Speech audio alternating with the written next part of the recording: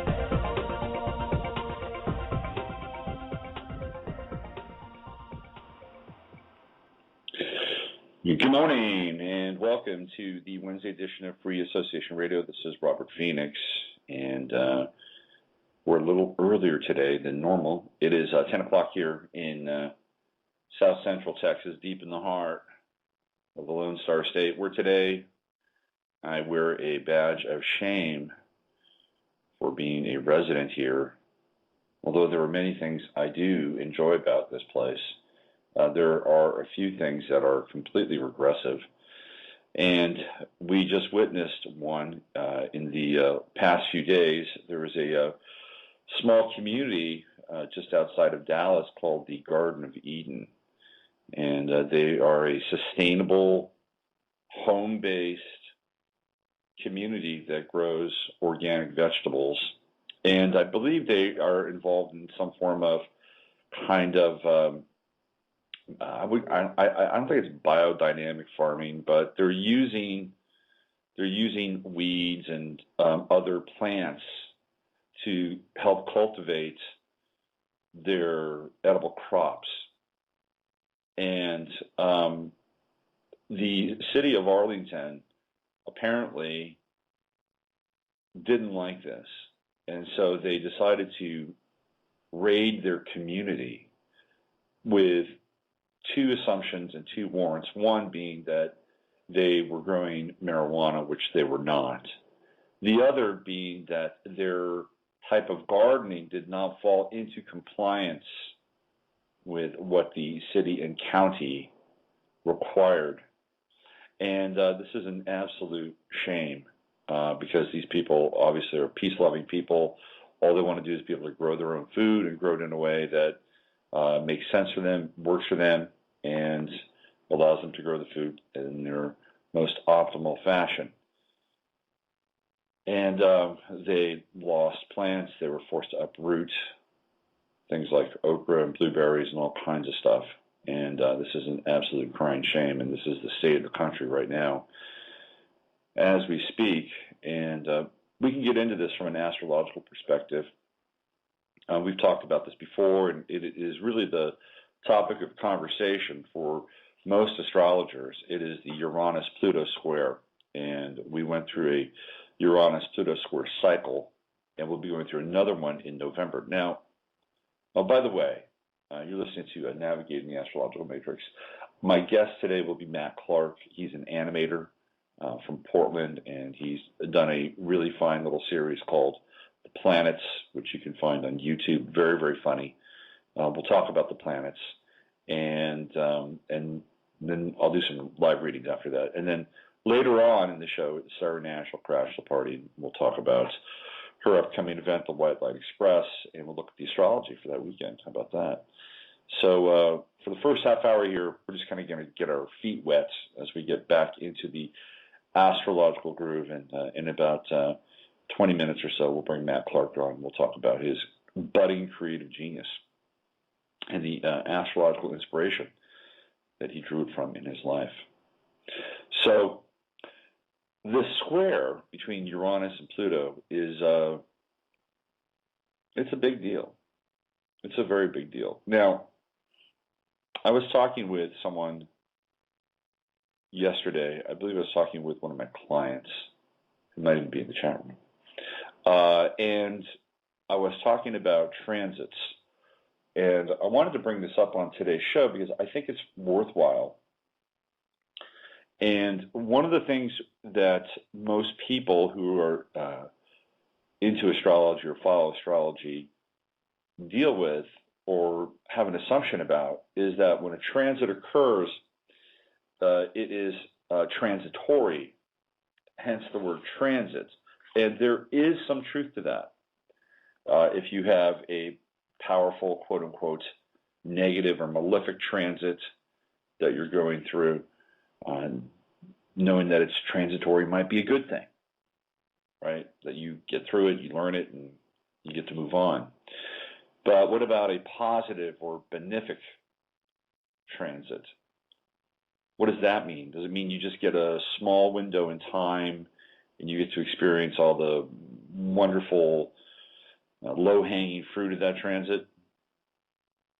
Yes and no. You certainly get to experience the energy of the transit while it's happening, both on the malefic and the benefic side.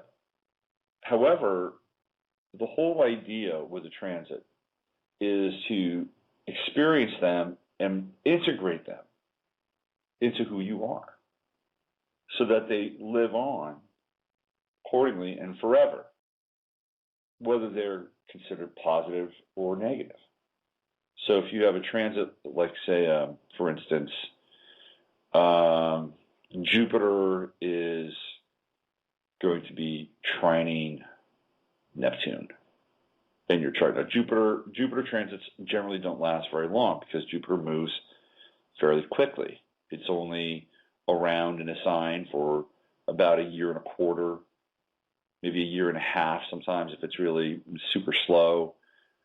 So Jupiter takes its time. Jupiter moves pretty quickly. So when you get into Jupiter and you've got a really sweet Jupiter transit, like say trining Neptune, and all of a sudden you become this paragon of compassion and virtue and the second incarnation of Buddha and Jesus, then you have an opportunity to do that and to really drop into that for roughly about 10 to 12 days, maybe a little bit longer.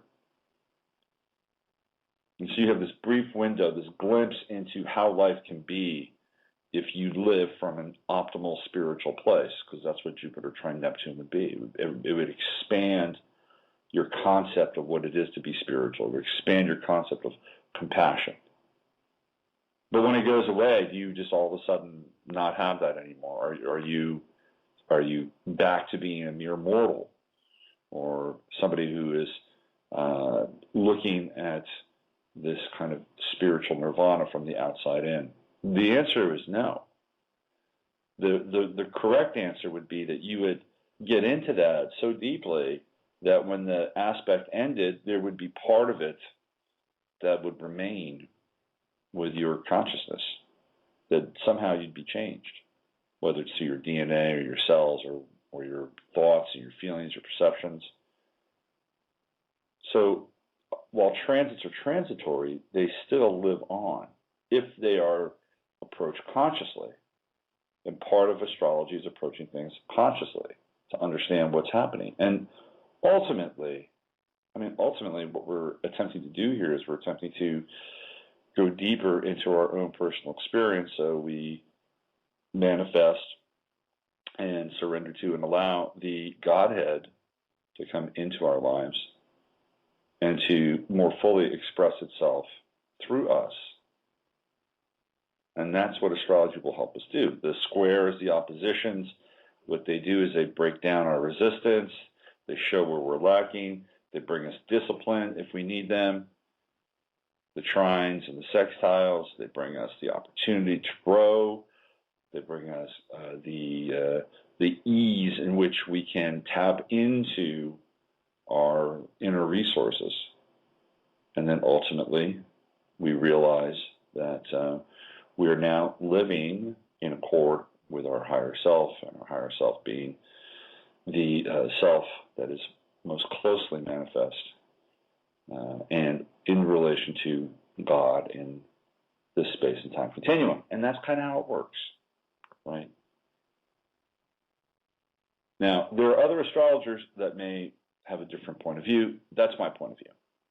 I have Sagittarius, so Jupiter and Sagittarius on my ascendant, so it's about expanding outward into the universe and outward into this whole sacred concept of God and creation. And astrology is a stepping stool. It is part of a step along the way.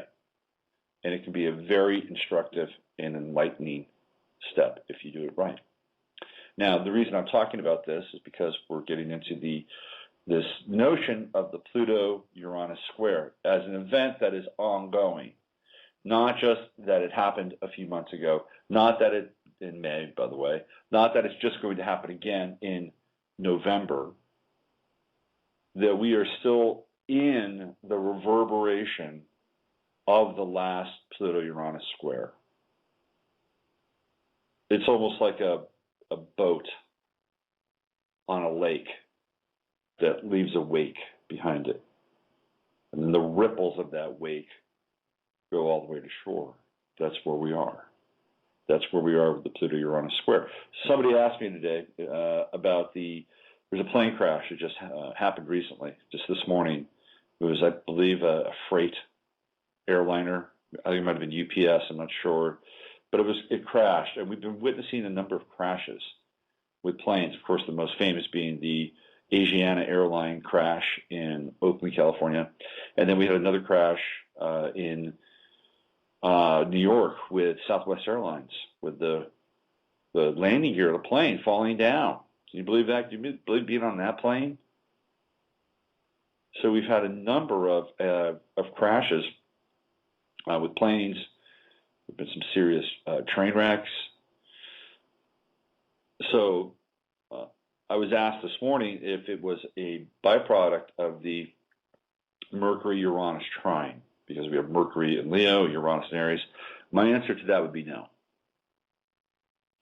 Because classically speaking, a trine would be an aspect that would allow it to flow, that there would be an ease in which the energy could move right now through your life, my life, any given situation, as it relates to quickly adapting and changing one's circumstances as it might relate to travel, since it's Mercury, but certainly as it relates to thoughts, concepts, and perspectives, because Uranus is a planet that represents uniqueness and revolutionary aspects and energy. And when it's in Aries, we have the symbol of man. That's Aries. It is the will. It is the I will, not the I am, but the I will. And so we put those two together, and we have a fairly explosive combination. It's an aggressive, progressive, radical, but on an individual, almost anarchic kind of energy. And when we bring Mercury in Leo, by the way, is in its fall, right? Because Mercury really loves Aquarius, not Leo so much. Mercury in Leo can be dictatorial, it can be arrogant, it can be all-knowing, it can be authoritative for sure, and it can be wildly creative, but also overstate things and miss the mark and make very dramatic assumptions. But the trine itself is actually positive. So what we have is we have the potential right now, today, in each of our lives, to experience some form of kind of radical creativity, something outside the box, which is interesting because we're going to have Matt Clark on in a few minutes, and his brand of working with the planets and working with astrology, even though he doesn't formally do it, would fit in to the type of Mercury, Leo, Uranus, Aries trine that we're talking about. So it's an unconventional and slightly outside way of seeing the world and kind of owning it too, because that's what Leo does. It owns what it does. Leo makes no bones about its ability to be sovereign in domain in its environment and in its experience and in its thought processes. So this is actually a really good time if you want to expand your creativity, if you want to do something that is a little outside the box, mix things up, shake things up, do something, different. Get out of your rut. Today would be a good day to do that. Now, in terms of these crashes, I think what we're looking at here is there's something going on with the Earth itself. If you follow these things, like I do and some other people do, the true north of the Earth, the magnetic north of the Earth, has moved. It has moved. I believe it's moved by about 40 degrees or something like that. It's pretty significant.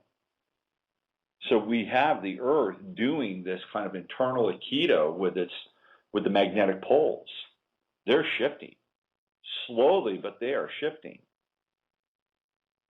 And to me, that would be in some ways akin to Pluto and Capricorn. Because if you look at Capricorn, what does Capricorn represent? It represents ascent, represents mountaintops, right?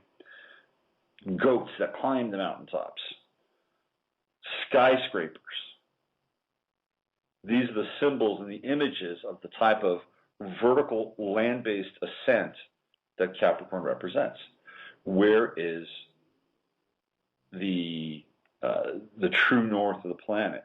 Well, it is at the top of the planet, right? It is at the far north of the planet. So it would, in some ways, be both symbolic and representative of Capricorn. We have the Tropic of Capricorn, we have the Tropic of Cancer, right? Well, the Tropic of Capricorn is not at the top of the planet, but you understand what I'm saying. And everybody, even if you're in the southern part, I guess, of the world, and the top of the world for you would be the South Pole. But even then, it's still they still go by the same compass and the same setting from north. So we have Pluto and Capricorn, for me, representing the true magnetic north, and that's shifting. That's changing direction. And now you have Uranus and Aries coming in and cutting that from an astrological perspective. So now we have this physical phenomenon, and now we have this other energy that's coming in and hitting it from the broadside. Now, what would that be? What would that look like? Well, there's a lot happening with the sun right now. And this would be outside of the purview of Uranus and Aries, but we're getting huge amounts of activity with the sun, large chunks of the sun going dark at periods of time. We're getting solar flares. There's a dance and an interplay between the Earth and the sun that is absolutely fascinating at this point in time. And part of this, from just a geophysical or geocosmic perspective, is that as the North Pole, the true magnetic north moves and shifts, then the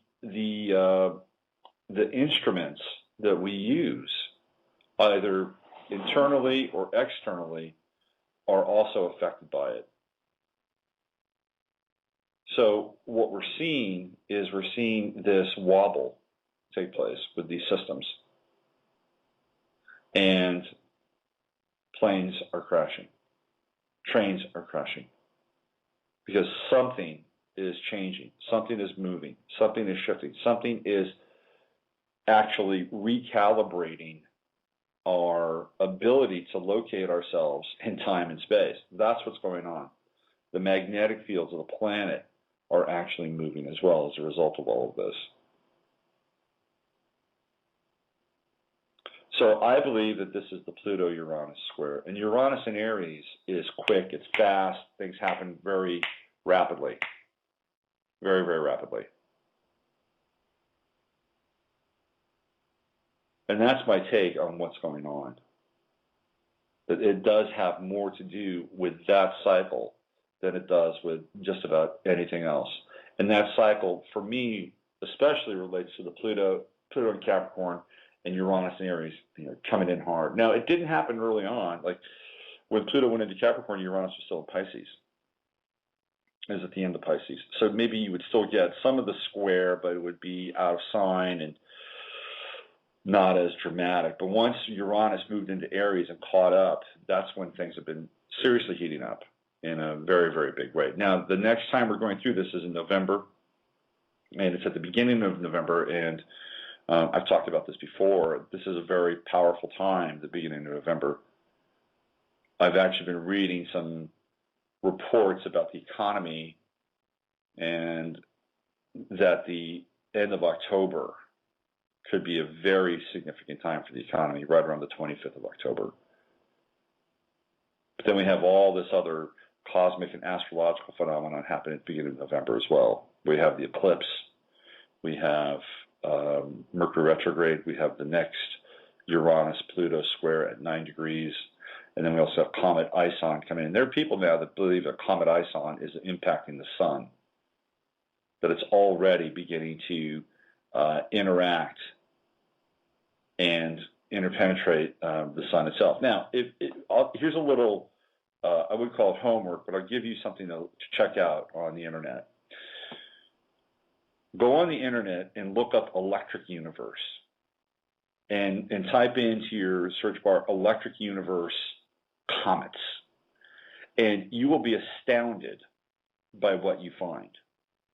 Because comets, based on some of the footage that they've actually been able to capture of comets, are anything but what they have been purported or told us that they are.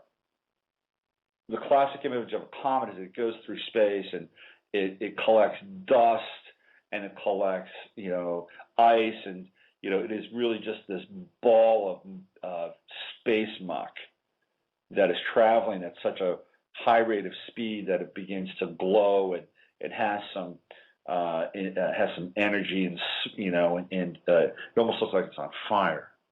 Well, that's the classic image of a comet. If you look at this video,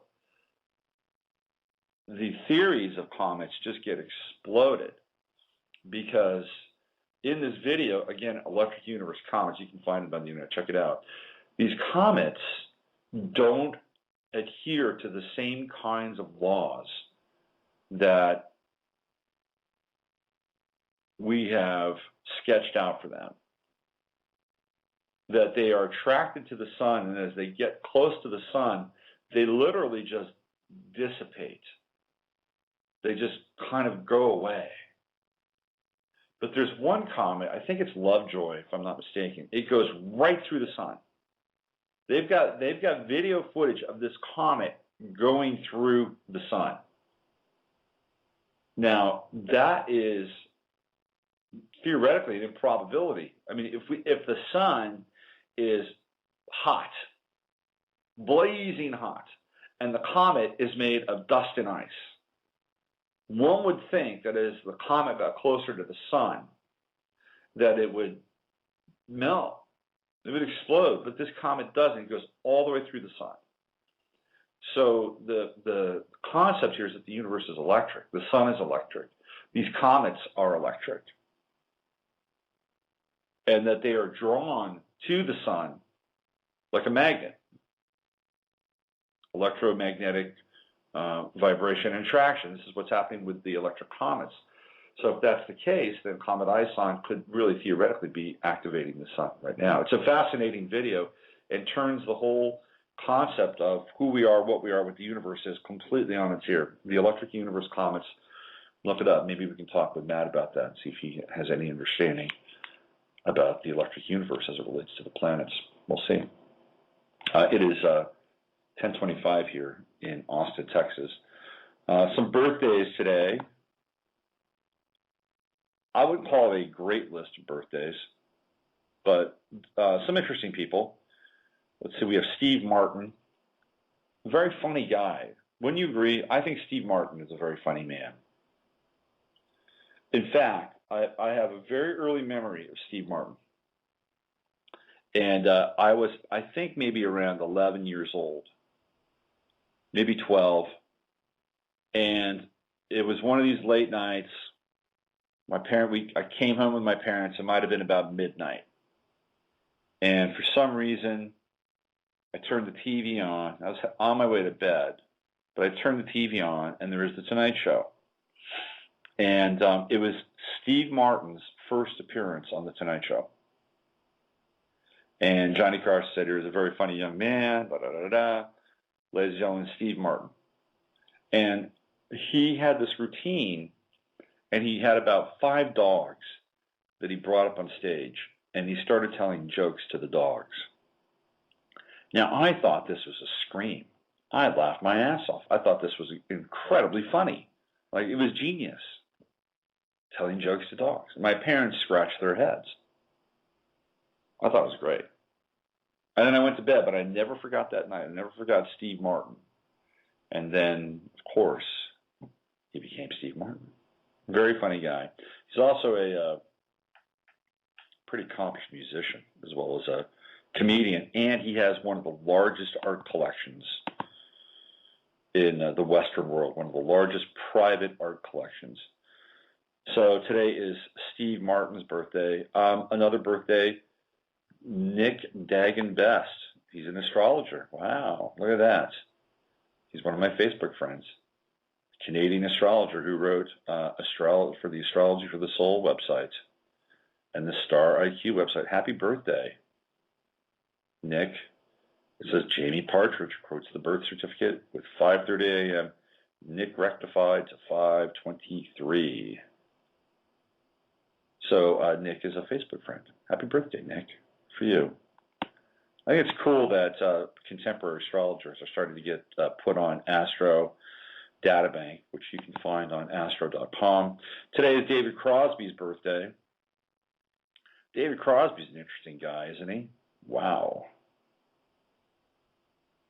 That whole thing with Melissa Etheridge and the surrogacy, and plus, you know, he had his own kid with somebody in his past who popped up in his life, was raised, adopted, and then they started to hang out, and they started making music together. If you want to find out the skinny on the not so skinny David Crosby, you could go to Dave McGowan's website and get into the secret history of the Laurel Canyon, where David Crosby shows up and plays a fairly big role with a very interesting past. I believe he is related to the Van Dyne family. David Crosby comes from an elite, very conservative, bloodline military family, as do most of the purported radicals and hippies from the late 60s and early 70s in and around the Laurel Canyon scene. I highly recommend you diving into Dave McGowan's Laurel Canyon work. It's brilliant, it's fascinating, it's dark, it's scary, it'll blow your mind. Some of the best research ever done on rock music is right there on that website. And it will change your idea about rock in the 60s forever. But that's okay. Sometimes we need to tear down our idols a little bit. But if you get into it deep enough, it'll take you down the Beatles rabbit hole, and then it'll take you down the Paul McCartney rabbit hole as well. David Crosby, his birthday today. The birthday of one Irvin Magic Johnson, who is a big Leo. Get that? He has the big Leo smile. Today is the birthday, I think, of John Brody. Yep, John Brody, quarterback for the San Francisco 49ers. John Brody was an interesting guy, absolutely fascinating. He joined Scientology briefly, and then he got out of that. Let's see, who else? Today is the birthday of Mark Fidrich. And Mark Fidrich, I looked up his chart, and I tried to, Mark Fidrich was, I loved Mark Fidrich as a kid. The Bird, who could forget the Bird? He came out of nowhere, absolutely nowhere, as a pitcher for the Detroit Tigers. And I tried to understand kind of where the fame factor came into play in his chart just by looking at it. And he has Mercury conjunct his midheaven in Leo. What did he do? What was he known for? He was known for having conversations with himself on the mound. He talked to himself. He was completely and utterly unconventional. Uranus in the ninth house conjunct Jupiter, and he had a square ultimately in the chart, which I think was his downfall, and that was the Uranus-Saturn square. He had one season of absolute phenomenal success and fame, and then he flamed out with Saturn sitting right there on his ascendant. Very difficult position for Saturn, and he had to walk away from the game. He became a farmer, and he was the poster child for basically a one-hit wonder in baseball. But his rookie season was incandescent, absolutely and utterly incandescent. He won 19 games, and I'll never forget there was a game against I think it might have been the Boston Red Sox on nationally televised TV where he struck out like 14 guys, 15 guys, and he was just utterly electric. He blew out his arm, and I believe that that's the square between Uranus and Saturn, and Uranus and Jupiter in the ninth house, which is the house of Sagittarius, which rules sports. So he had the ability to come on very quickly, and then due to the square between Saturn and Uranus, also suffer the indignity of too much strain in a lot of ways and too much restraint. And while he had Sun and Pluto and Mercury placed in his 10th house of fame, ultimately Saturn would rule his chart and determine his fate, or his destiny for that matter. He lived an okay life. I think Mark Fidrich he got into some troubles with his, addictions, but he came through that and became a farmer, and he was an average guy. He was a regular guy, and I think he was okay with that. He also had a square between Neptune and Jupiter as well, and that square would have given his chart and his life some ephemerality when it comes to the ninth house activity. Ultimately, he would be determined not by his 10th, which was fame, brief and fleeting, not by his 9th, which showed that he could be a flash, a phenom with the Uranus-Jupiter conjunction in 9th, but ultimately his chart was determined by the 12th house with Neptune and Saturn.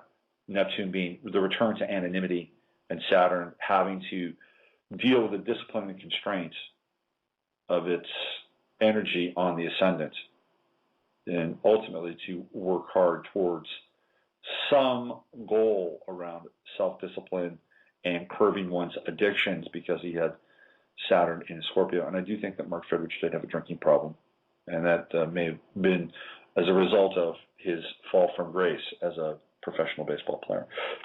But he was terrific. He also had, if you want to look at his chart as kind of an indicator with athletic ability, he had Sun trine Mars. That's another indicator of being athletic. All right, let me pop into the studio here. It is 10:34 on Austin time, and I'm hoping that Matt will show up. I sent him an email last night, and I didn't get a reply back. I hope the time change wasn't too difficult for him. Why don't we take a call?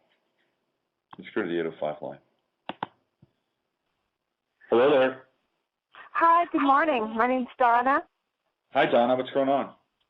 Hi. Oh, not too much. Just wanted to know how it was looking for me astrologically, as far as like romance and money coming in and abundance, and how does it look for me? I'm kind of waiting. I had a feeling. Okay, so since we have a few minutes here, why don't we just open up the vaults and get into your chart a little bit. Great, thank you. Where are you calling from? California, Santa Barbara. Oh, yeah.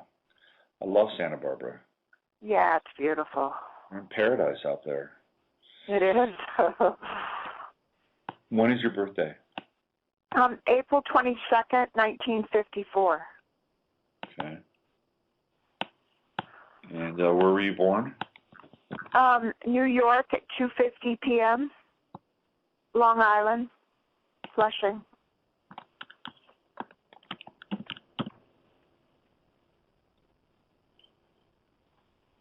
All right, hold on a second.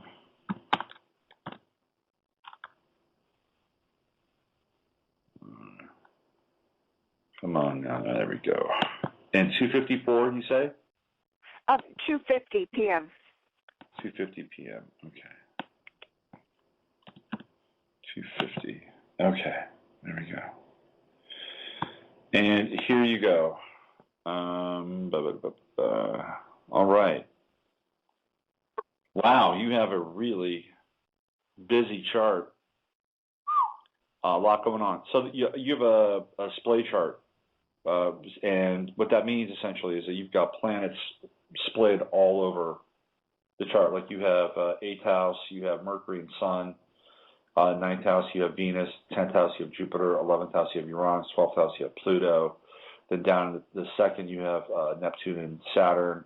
And then the fourth, you have Moon, Mars, the true node. And then in the fifth, you have Chiron. So when you have a splay chart, essentially what happens is you have lots of different angles going on, lots of oppositions, squares, trines. You've got a grand trine in fire, grand fire trine, and that's with Pluto and Mercury and the Moon. And people who have grand fire trines tend to be very passionate people, and they go at life, with a certain amount of intensity and enthusiasm, and they tend to burn brightly. And with your Moon in Sagittarius, you are very you can be very optimistic and and very very adventurous too with Moon in Sagittarius. Mercury in Aries is very powerful. It's in the 8th house. And do you ever suffer from headaches? No, actually, I've never had one my whole life. No kidding. Wow. Because you've got Mercury square Uranus and it opposes Neptune in your chart. And a lot of times when you get into a Mercury-Uranus square, people can experience tension with their head, and especially when they get stressed out. In terms of your love life and money, you've got Pisces. When we look at love or relationship, we look at the 5th house and the 7th house, and you have Pisces right there on the descendant at 17 degrees. And the movers and the shakers with Pisces are Chiron and Neptune right now. Obviously, Neptune is, I think it's at 4 or 5 degrees, and Chiron is at 12. So Chiron's beginning to approach your descendant. When Chiron moves into your 7th house, and that won't be for a while, one of the things that will happen for you is that you will find yourself feeling more at one time open and at the other time vulnerable in terms of wanting a relationship. Having a specific type of relationship will become very important to you. And, the type of relationship that would be sort of paramount would be some kind of relationship that would qualify as a spiritual relationship or a soul relationship, and finding somebody that really kind of reflects your deeper values, your ability to relate in a way that is transcendent. It's not necessarily completely about this world, but other worlds, the next world. So this is going to become, it's already important to you because that's what your descendant is about. But when Chiron moves into that 7th house, you will open yourself up more. You will take more risks in terms of bringing this type of relationship into your life. But anytime you deal with Pisces or the 7th house, you have to be a little careful and make sure that your desire to merge is tempered with some clarity at the same time. You also have, let's see, your 5th house is Aquarius, and you have Chiron there. And even though Chiron is in Capricorn, it's still in your 5th house.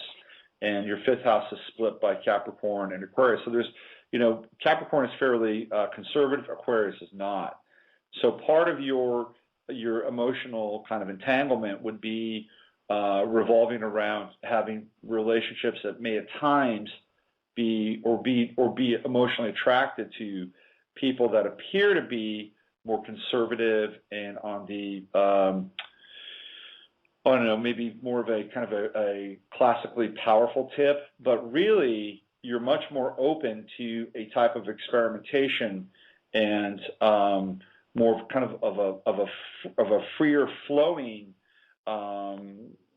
sort of aspect of of loving and opening your heart. So you have to find somebody who can put a suit on during the week, and on the weekends, go do a tantra workshop. I mean, that's kind of what I'm talking about with your 5th house. Now, Pluto, you have your true node at 17 degrees Pluto, and that's right at the edge of your 4th, going into your 5th. So we'd almost read that for the 5th as well. And Pluto currently is at, I think it's at 10 degrees, and it's going to go back to 9. But ultimately, Pluto is going to go into your 5th house. And that's a ways away, though. We're talking a couple of years.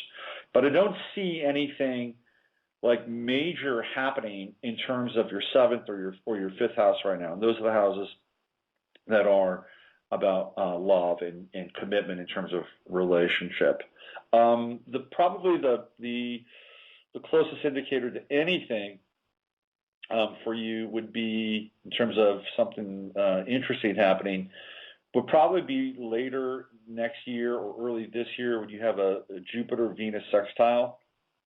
And Jupiter currently is in the sign of Cancer, and it's in your chart up in the 10th house. Now, when it moves and goes into a closer orb with Venus, and that would be, again, 20 degrees, that would be in December, and put it really right at the 5, 10, 15, 20, right at the end of your 10th house, sort of getting closer to your 11th house. You've got Uranus and Cancer at 19. So you'd have Jupiter crossing your Uranus and then trining Venus. Okay, so I would say December. That in terms of connecting with somebody, December, and it would be somebody from your social circle, somebody who might already be a friend, by the way, or somebody who would be introduced to you through a friend. And since we're dealing with the holidays, I would say holiday party, very festive. So that would be the time where you could have this kind of cosmic ignition in terms of, and it could happen very quickly because Uranus being in the 11th house and Jupiter crossing over, it's like spontaneous combustion. And then you've got this sextile with Venus. And most often with a transit like this, especially with your Venus up in the 9th house, it could also include somebody from another culture, another religion, another country, another race, and it could be very interesting. It would be outside. It would be different. It would definitely be interesting for you. That's for sure. In terms of money, we look to the 8th house, we look to the 2nd house, and find out what kind of activity is going on there. And Uranus is transiting through Aries. I've already talked about that earlier. And it gets up to, I believe, 13 or 14 next year, which puts it right into your 8th house. This is actually a very important transit for you because you're going to have Uranus conjuncting your Mercury. And that can be a very powerful, intense, and in some ways, disturbing time for people because your Mercury's in the 8th house, and the 8th house is a hidden house. When Uranus comes in there and hits your Mercury, it could be very difficult for you to sleep at night. You could have lots of thoughts, lots of ideas. When you dream, you could have strange, unusual, enlightening, revelatory dreams. So that activity in your life is going to really, really pick up. And as the closer Uranus gets to like 17, 18 degrees, it'll begin to trine your moon. And that'll be very interesting for you as well. Now, that may not necessarily relate or manifest in a relationship, but it will definitely manifest in unusual feelings, very quick attractions, and very kind of dramatic passion with people, because it gets into that fire trine that you've got going on there. That's going to be a very interesting time for you, because it's going to trigger your moon, it's going to trigger your Pluto, your very intense Pluto in the 12th house. So look towards 2014. Now, in terms of for that to occur, in terms of money, you've got Sun in the 8th house, and it's in Taurus, but it's in Scorpio's house, and it opposes Neptune in your chart, and it also opposes Saturn. So when you get into a Sun-Saturn opposition, you're dealing with the money houses. It's kind of tricky, because in some ways you have to work hard for money, especially with Saturn in the 2nd, but you also have to be willing to kind of work behind the scenes, gather information, look for investment tips. That's very, very important. So I would continue in your own life to kind of tap into any kind of networks where you can gain any kind of knowledge about emerging marketplaces, different types of currencies. This would be very important for you. You also have to you have to be cautious, though, about this is the flip side when you get into the oppositions. You have to be cautious about get-rich-quick schemes. And if something is too good to be true, it probably is. So that's another aspect of this. But I think that the key for you is this Uranus conjunct Mercury, and that's in 2014. And stay open to it, pay attention to it, and you can get some really incredible insights, revelations. And because it is the 8th house, you might even get some interesting hunches in terms of where to put your money or what to invest in. If you were an inventor or had any kind of skill or interest in inventions or innovation, that would be a breathtaking time for you. And you might actually stumble upon something that could be very useful to people, in which case you might be able to make money off of it. So in terms of romance, in terms of hooking up, I would look towards December. And in terms of any kind of major shift, radical shift with money, resources, and finances, the middle to latter part of 2014. And be ready, because that's gonna be a very exciting, dynamic, and in some ways challenging time in your life, because you're going to just be dealing with a lot of stimulation and energy. Wow. Good. That's to look forward to. Yeah, and one last thing. You have a yod to Venus in your chart, and that's a very important aspect as an astrologer. We look at that and go, oh, finger of God, there's Venus up in the 9th house. It's interesting, because when we look at Venus and Taurus, it tends to be a very conservative placement for Venus. It's in its own sign. Venus and Taurus loves comfort. It loves security. It loves the good things in life, like a very well-appointed home, a comfortable home. It enjoys good food. It enjoys the touch and sensuality of another body. But it's also in the 9th house, and the 9th house tends to want to be free and has an expansive quality to it as well. So we have a bit of I wouldn't call it a conflict per se, but there is this, sort of dynamic placement to Venus where you would like to have security, you would like to have something that roots you to this world, to this planet, to another human, but at the same time, it's in the 9th house, and so you want to expand your horizons, and at times you don't want to be tied down with Venus in the 9th house.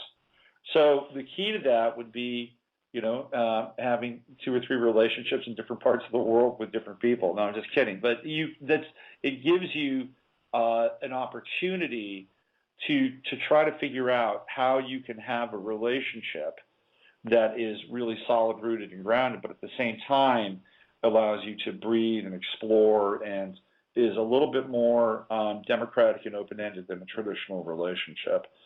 So, sometimes you can find, again, because Saturn's in the 9th house and represents other people from other countries and cultures, sometimes you can find a couple of different perspectives with that. You can find people who are very fixed in terms of their ideas about relationships. So you might fall in love with, say, let's just throw this out there. You might say you fall in love with a man from Egypt, okay?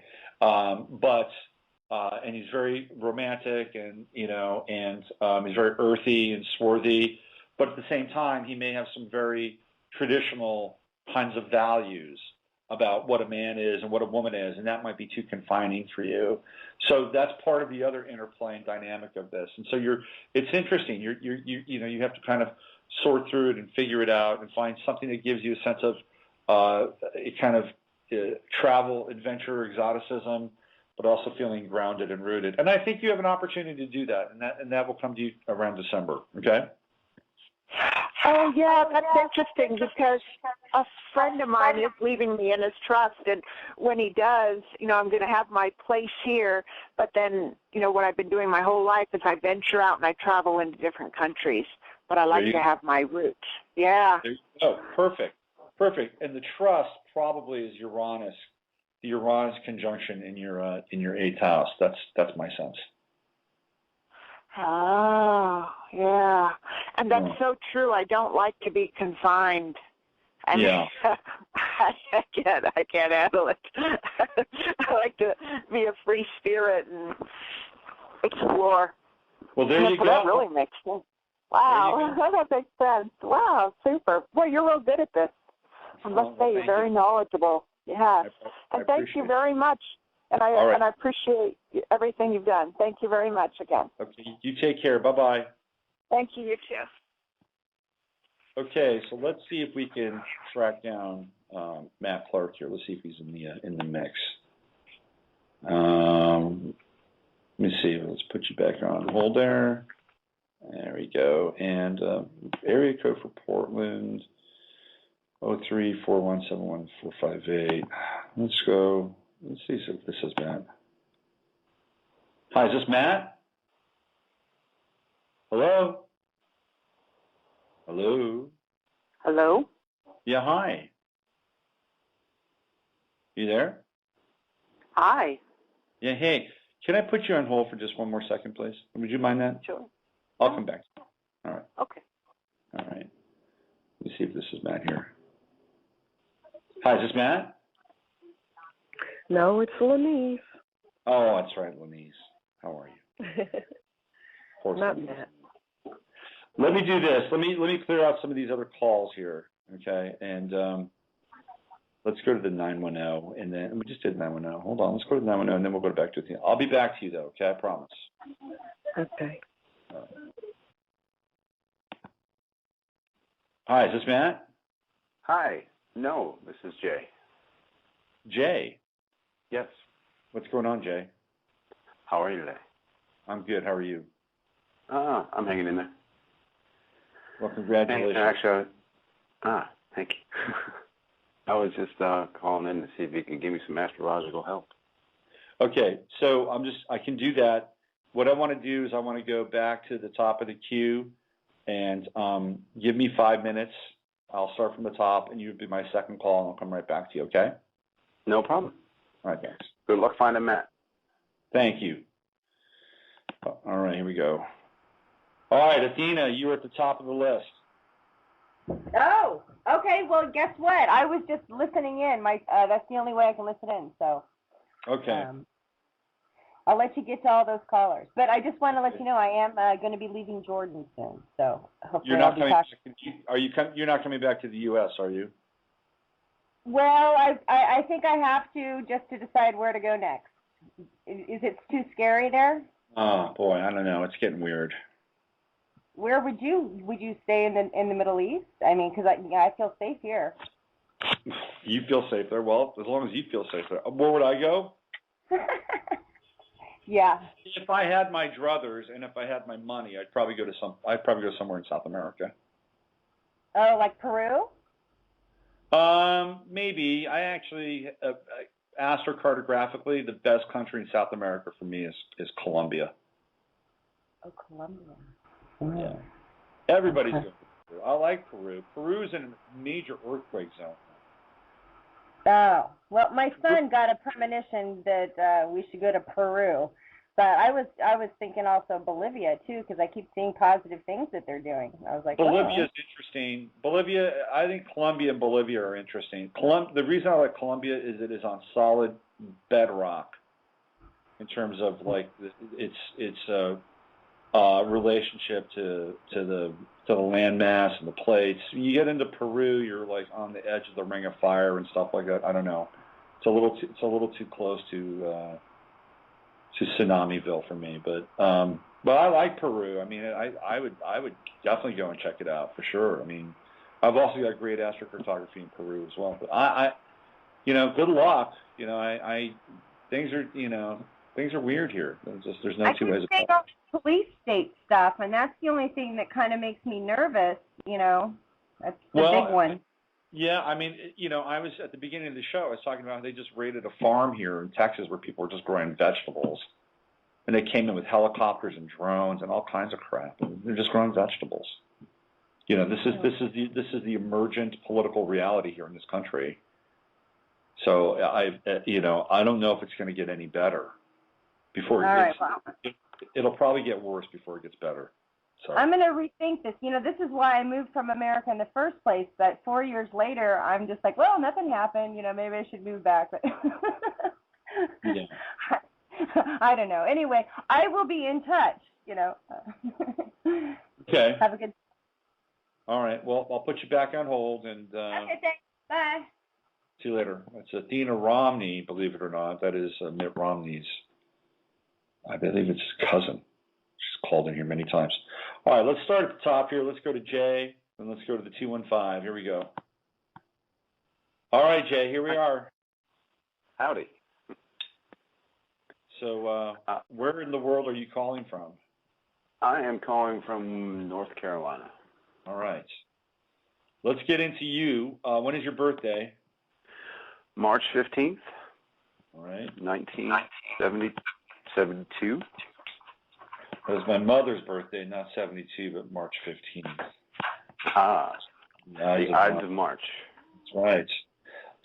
What time were you born? 9:59 a.m.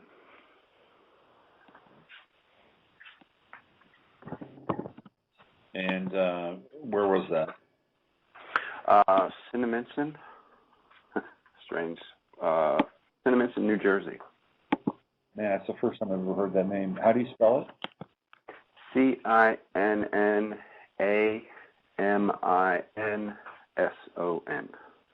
Cinnaminson. Yes. There it is. Interesting. All right. There we go. Punching your chart up now. You've got a mystic rectangle in your chart. Did you know that? Oh, boy. No. What is a mystic rectangle?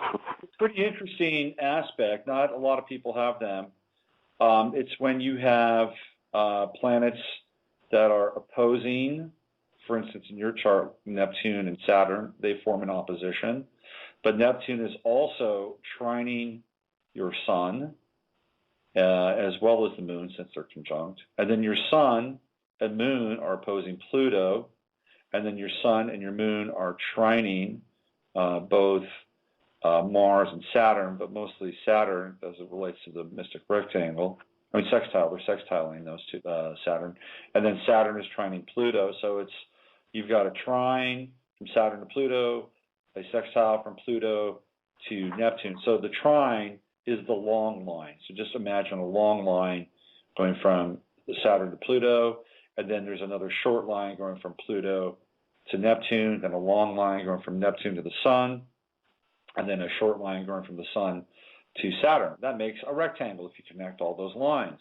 And within that rectangle, of course, you're going to have planets opposing, and that is the mystic rectangle. Now, you also have a grand square, T-square in your chart with the Sun, Pisces, Jupiter in Capricorn, and then Pluto in Libra. It's an out-of-sign T-square, which is unusual. You're an unusual guy, Jay. You're different. You're a different kind of dude. Now, the thing with the mystic rectangle is that people that have mystic rectangles go through wholesale change in their lives. Because what happens is that when there's a transit of one planet over the angle of one of the aspects of the mystic rectangle, either, let's say, for instance, let me find an aspect that would make sense right now. Let's see. How about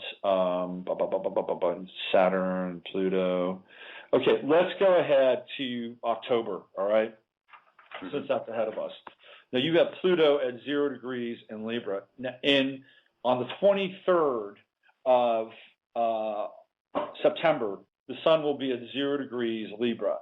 So at that point in time, you will have a Sun-Pluto conjunction, which, by the way, every September 23rd has the potential to be a very powerful and life-changing experience for you. Because that's when you have the Sun-Pluto conjunction. It's also, in some ways, the start of a new year. Astrologically, in a lot of ways, it's the start of a new year, right? Because you have the end of a certain cycle. You have the end of summer and the beginning of fall, and we go into the 1 vibration, which is October, moving away from the 9 vibration, which is the culmination of the cycle, which is September. So that 23rd of September, on the autumnal equinox, very powerful time. And if you look back during that time, you may see that during that day in your life, you might have experienced very powerful changes. That's when Pluto opposes your sun as well. You know, you have a sun-sun opposition right around that time. So let's look at that day, the 23rd of September. You have Sun conjunct Pluto. It's down in your 5th house. Your 5th house has to do with creativity, children, passion, you know, so anything having to do with any of those aspects of your life gets a major focus during that time. Well, then what happens? The sun squares Jupiter at that time. So you're going to have a Sun-Jupiter square, Jupiter in the 7th house of relationships, close to the 8th house. Now you're going to have some tension, some pressure, but also the potential for or possibility for expansion in relationships. The sun is going to sextile Neptune because it's all part of this mystic rectangle, right? You're going to get some inspiring kind of energy in terms of your purpose and your service and what you want to do with your work. It's going to trine Saturn. The sun will trine Saturn at that time. So I guess what I'm sharing with you is that any time a planet hits any one of these angles with the mystic rectangle, your entire life can be kind of thrown up in the air at times. And there will be good things, and there will be things that will be deemed maybe not so good or challenging. So when you go through change, anytime you have any planet hitting any of these angles, you will go through a form of wholesale change. And my theory around the mystic rectangle is that people that incarnate with it are here to live kind of really intense lives where they're going through a lot of things sort of simultaneously, good and bad, positive and negative, and somehow cramming it all together, making sense of it, and coming out of it with a vast amount of experience, knowledge, and information. People that have the mystic rectangle are on, in my estimation, a fast track in this lifetime to learn, to grow, to integrate in ways that other people may not be able to handle. You know, there can be at times a fair amount of chaos and confusion in the life of a person with a mystic rectangle, and they can experience incredible highs and incredible lows at the same time. So the key with all of this is learning how to surf it, you know, and to learn how to live with chaos. And you're Gemini ascendant, right? So you can do that. People who have Gemini ascendant can hold more than one position or more than one reality at the same time. So I think you're geared up for that. I think you've got what I would call good astrological or spiritual technology in order to do that. You've got Aquarius at your midheaven, and ultimately you're an Aquarian. Your true node is in Aquarius, and it's in the 9th house, which is interesting. And it's got a trine with Saturn. It's got a trine with Pluto. So you're here to learn how to have kind of an Aquarian experience with life, which is much more open-ended, not as judgmental in some ways as other signs. And because it's in the 9th house, you're a classic free spirit. And you're here to learn, grow, experience wisdom, and take everything up, to sort of rounding your experience off to to the next highest number, really. That's kind of what you're here to do. Let's see, Taurus, Capricorn, Aries, Pisces, Gemini. You've got a fairly balanced chart. You've got Sun and Moon conjunct in Pisces. You're very intuitive, super, super intuitive. And you can go through some extreme intensity with that Sun-Pluto opposition, the Moon-Pluto opposition. Relationships can be a bit challenging, especially if you deal with issues like jealousy, either in yourself or with other people. Can be very challenging. You've got Mercury conjunct Chiron in Aries, and that squares your Jupiter, and it opposes your Pluto a little bit. Let's see. No, it doesn't. It opposes Uranus. That can be a little tricky in terms of decision-making process and actually, jumping the gun on things and either moving too soon or not soon enough. But I think you've got a really, really interesting chart, and you're definitely there's kind of a quality of eccentricity with this chart, and uniqueness, and you have to carve your own path in this world. I mean, that's pretty clear. What I would suggest for you is anything that you can do in terms of joining, groups or organizations that would give you support and allow you to kind of stretch out and be the unique individual that you are. I would suggest you find those groups, whatever they are. I'm looking. Let me ask you a question. Did you ever deal with AA or any kind of support? Oh, yeah. Yeah. Absolutely. Yeah, I can see that with your 11th house. So, just find some like-minded souls. Where are you now?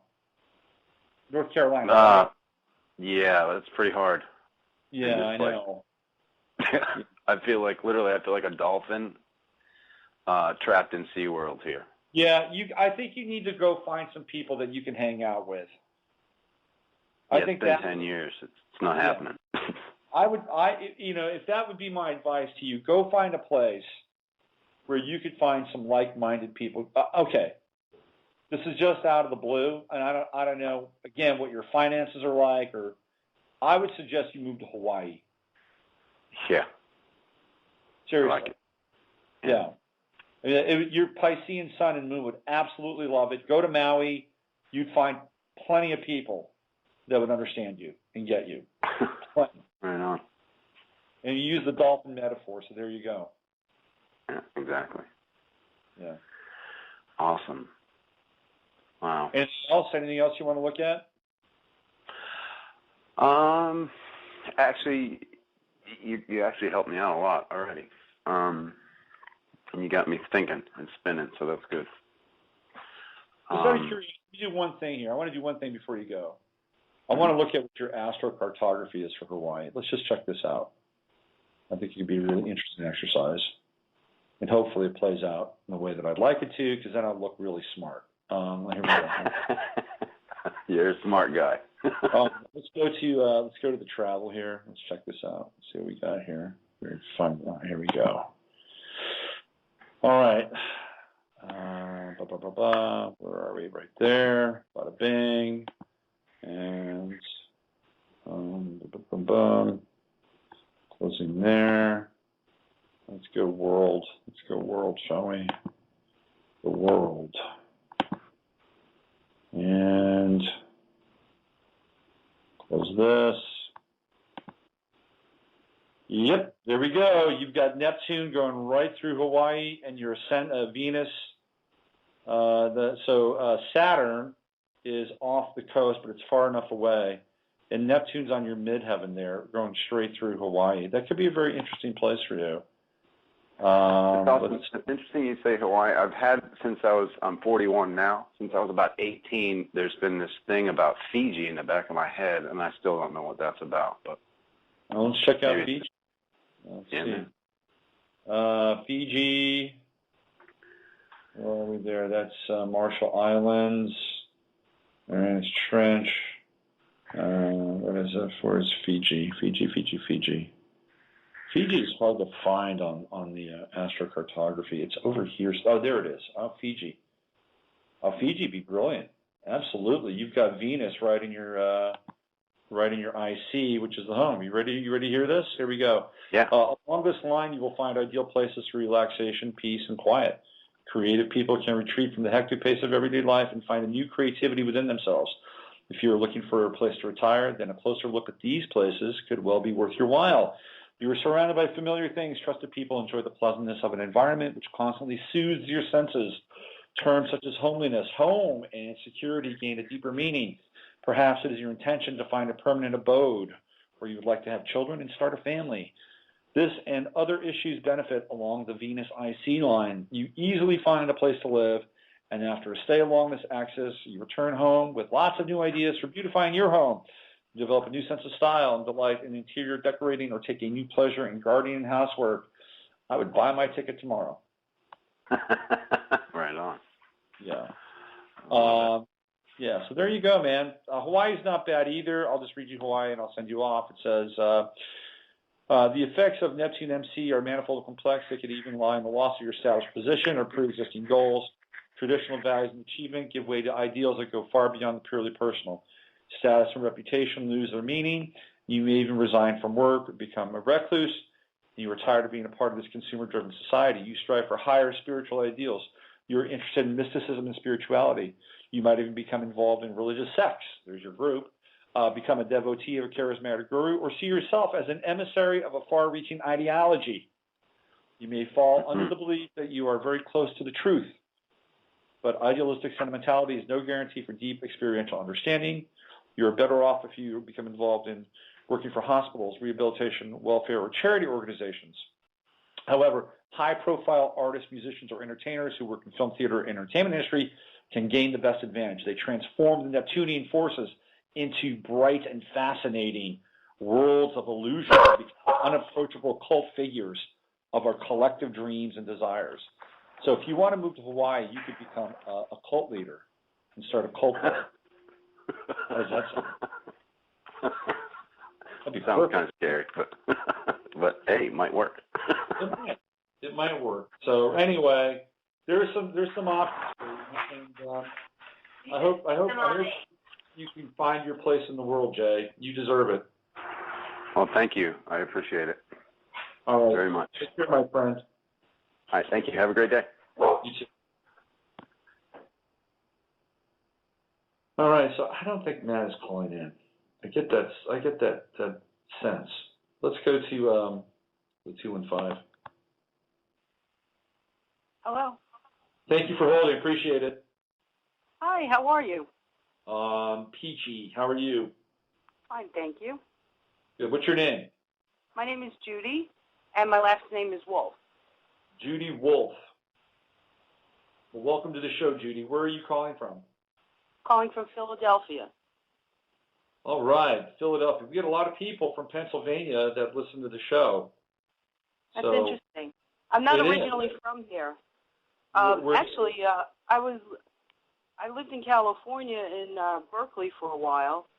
That was the last place I went. And before that, Arizona, and before that, New Jersey. Believe it or not, there is a really good Philly cheesesteak place in Berkeley. Is there really? Yes. It's on University Avenue. And I swear to God, if I could eat wheat, I'd have a Philly cheesesteak every week. I love those things. Oh, I think I know where that is, actually. I think I know where that is. It's been around for quite a long time. It's sort of famous. They've got more of them now. They've sort of branched out and become a bit of a chain. All right, well, let's talk about you. This is your time. Would you like me to look at your chart?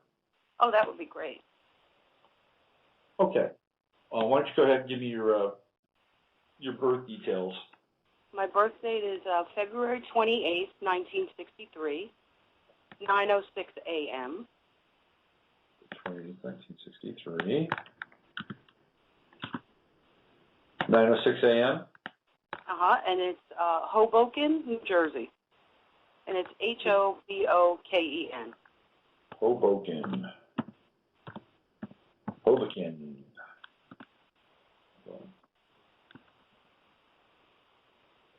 Hoboken, New Jersey. All right. There we go. Oh, no, that's not New Jersey. That's Hoboken, New York. For that. I didn't even know there was a Hoboken, New York. I didn't either. There's a Hoboken, New York. And it is 2 degrees difference. And so that does make a difference in terms of who you are. There we go. 9:06 a.m., February 28th, 1963. And by the way, since I have the astrophotography program open for you, the best place in the United States for you looks like anyway. What would you like to look at? I'm sorry, what did you say? What would you like to look at? Well, I actually lived in Hawaii for a while and was wondering what you thought about Kona. For you? Yeah, and did you think that I would be getting back there anytime soon? I don't know, but you have a mystic rectangle as well. Maybe you should hook up with our last caller, Jay. Too bad Jay's not on the line right now. You guys could get all mystically and rectangulally together. Getting back to Kona. Okay, let me look at your chart. All right, and you're a Pisces too. Look at that. He's a Pisces. And you have Sun in Pisces in the 11th house, and he has Sun in Pisces in the 11th house. Wow. This was destined. Absolutely destined for you and Jay to have this moment in time. You might be star-crossed lovers. Okay, let's see. All right, travel, 9th house, Pluto. Pluto's in your 9th house. So I would say the potential for relocating is right there, and it's going to be sextiling your Sun in November because you have your Sun at 9 degrees, Pluto will be at 9 degrees, Sun-Pluto sextile. If you wanted to move, that would be the time that I would move, by the way. In November, you said? Absolutely, because you're going to have a Sun-Pluto sextile, and Pluto's in your 9th house.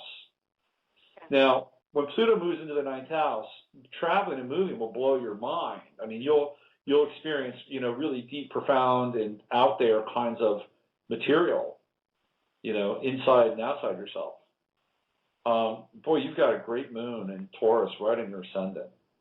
Although it does do some interesting things with the T-squared Mercury and Mars. You can be do you have a temper?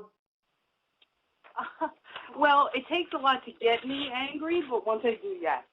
Yeah, I can see that. The moon in Taurus is a slow burn, but once you get there, yeah.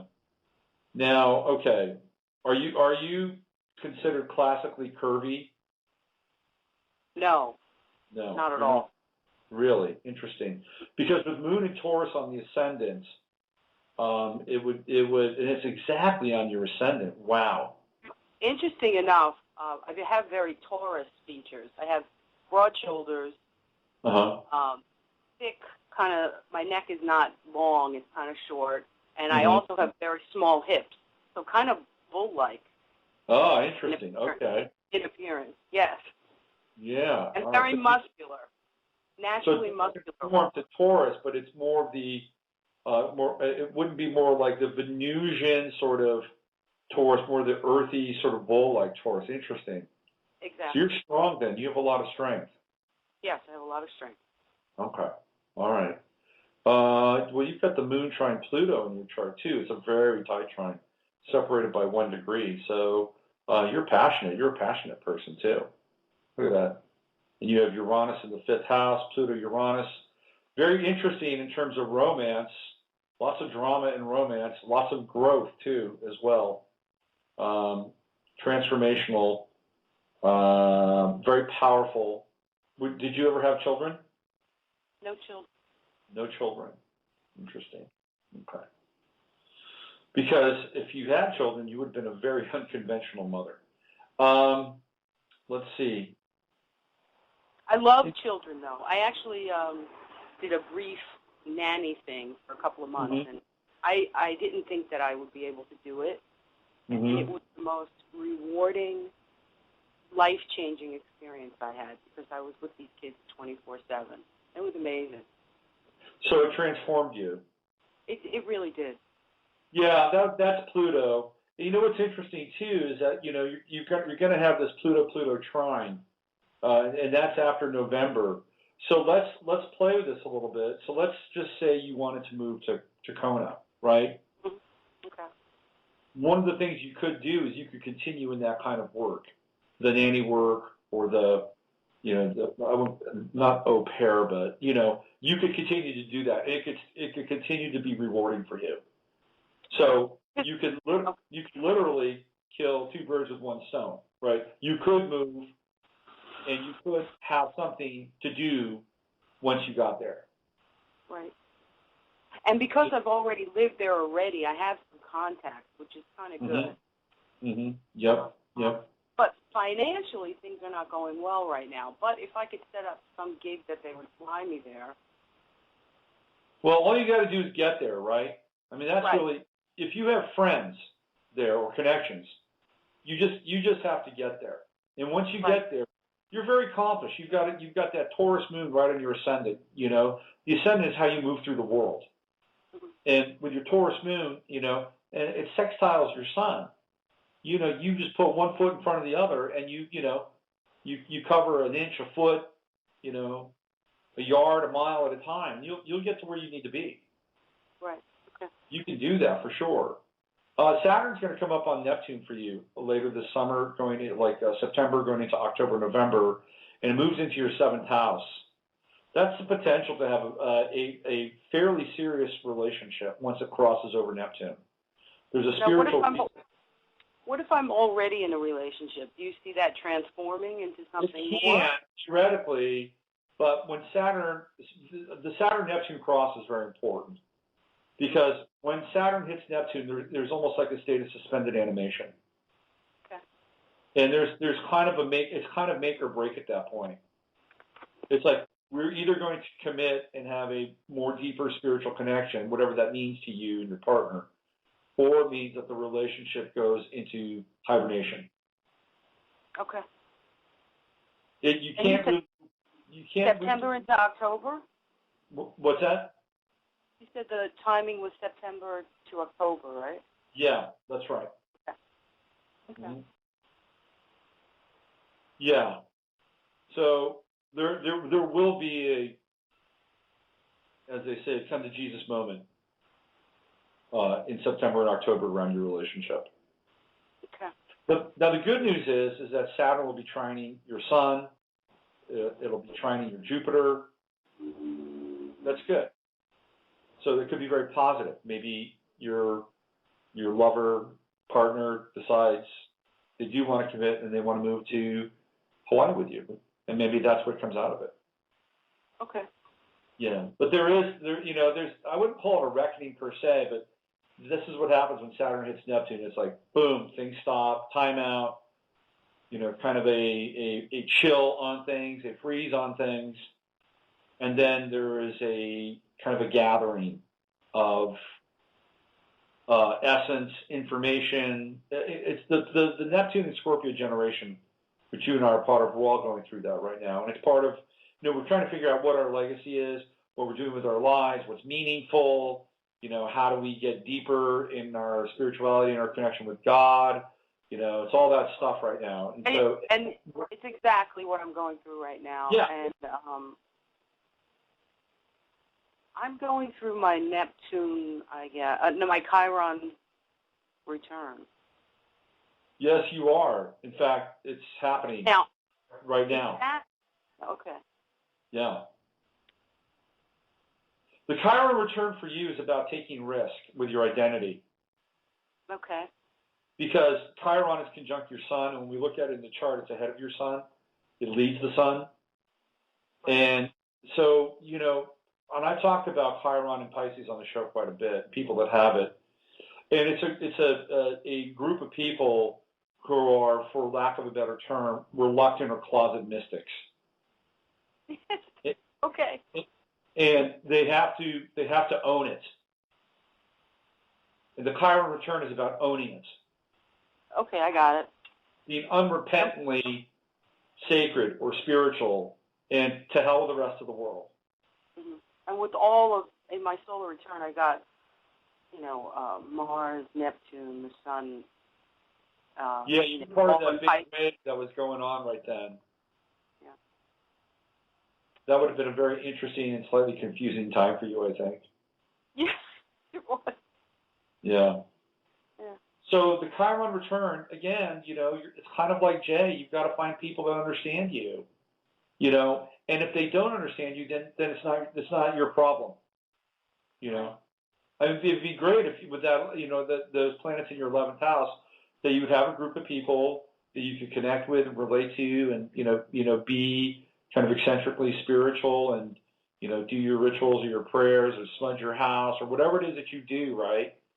Mm-hmm.